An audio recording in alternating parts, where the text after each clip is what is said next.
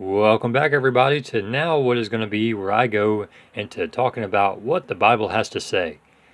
Today's topic is about working. We're going to talk about what the Bible has to say about working. We know working is something that, truthfully, we all should be doing. If we can't work physically, we ought to be working spiritually. And I say this by being a good witness unto others. If you guys say, how can I do that? With you got COVID and you got all this stuff going on in the world and nobody wants you at your door.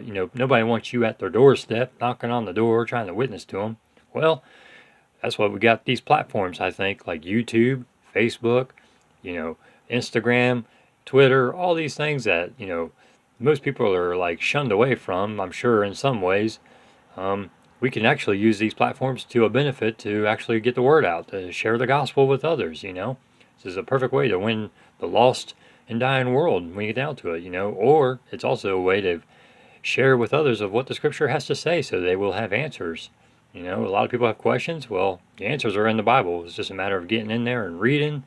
But to those, if you don't like reading, well, I feel like that's kind of where I come in and can share with you what the Bible has to say about it so you may know if you don't know. And if you already know, that's all right too, because it's always good to have a review, and you can all the time, go back and share this video, I'll say, with your friends, your family, your loved ones, whoever. And those that have questions, may they find the answers that they're looking for. So getting right into it here. I'm going to look at 2 Thessalonians chapter number 3, verse 10. Scripture there says, "For even when we were with you, this we commanded you, that if any would not work, neither should he eat." So you see right there in the scriptures, it tells us that those that don't work, bottom line, doesn't eat. And then when you look at Luke chapter 1, verse 37, we find the scripture there says, "For with God nothing shall be impossible." A lot of times we go through life, at times we feel like we're down and out, and we feel like, man, ain't nothing ever going to turn around, or it's just not, what I'm facing is like, it's impossible for this to come back around. Well, when you got God in the midst of it, I tell you what, it becomes to where nothing is impossible. Because why? You got the one that can make everything possible. Scripture also goes in depth when you think about it. The Bible tells us, if you have faith the size of a mustard seed, you can move mountains. You got to have faith in God for things to be able to be turned from impossible to possible when you get down to it, I think. And then when you get down into it in Matthew chapter 11, verse number 28, the Bible there says, "Come unto me, all ye that labor and are heavy laden, and I will give you rest." A lot of people talk about wanting rest and how they need rest. I tell you, there's no kind of rest that you can ever begin to get like the rest that you find in God above. And that tells you right there in Matthew chapter 11, verse 28. And then when you look again, here's some more scripture I'm going to be throwing to you guys. In 1 Thessalonians chapter 4, verse 11, scripture there says, "And that ye study to be quiet, and to do your own business, and to work with your own hands, as we commanded you." So when you get down to it, all of us that can work should be working with our hands. Really, whether you be digging a ditch, whether you be out there, building fences, building houses, if you could build. I know with the economy and the things of how the prices of everything have gone up in today's economy, I know it's a little bit of a challenge to be able to build and to be able to do things. A lot of people has really put a halt, it seems like, on building and doing these kind of projects. But we still ought to be working with our hands. We really should. And people say, well, if I can't work physically, how else can I work? Spiritually. It comes right back to working spiritually.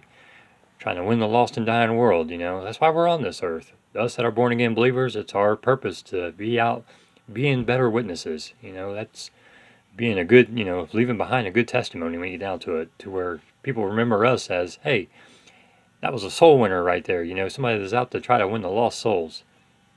And as we go further along here even, you look in Galatians chapter number 6, and it's in verses 4 and 5 that the Bible tells us this right here. Listen here. "But let every man prove his own work, and then shall he have rejoicing in himself alone, and not in another."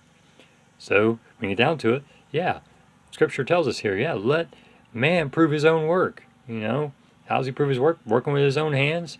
And by doing this, you'll be able to rejoice afterwards. You'll be able to look back on the work after you do the work, and you can think, man, you can thank God for giving you the health to be able to do the work that you've been able to do, to receive the paychecks and to receive the bonuses when you get down to it.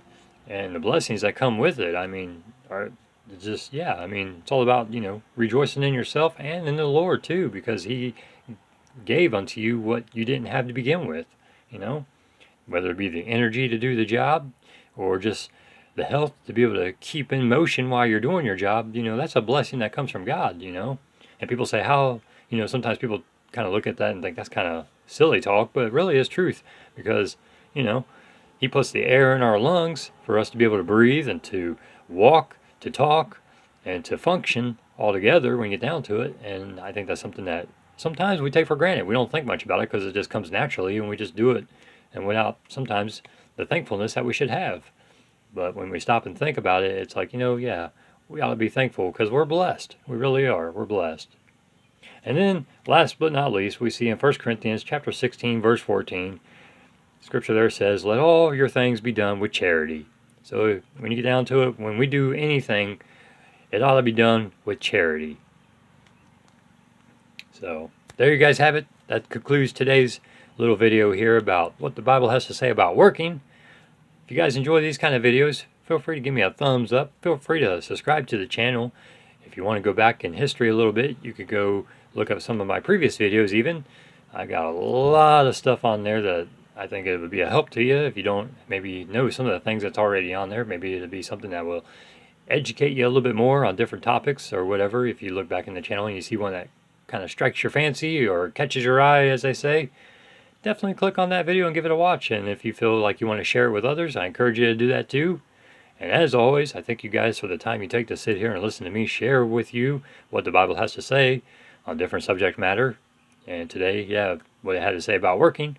So I say until the next video, I look forward to seeing you guys again real soon. But until then, you all just take good care, and God bless you and your families. Bye now.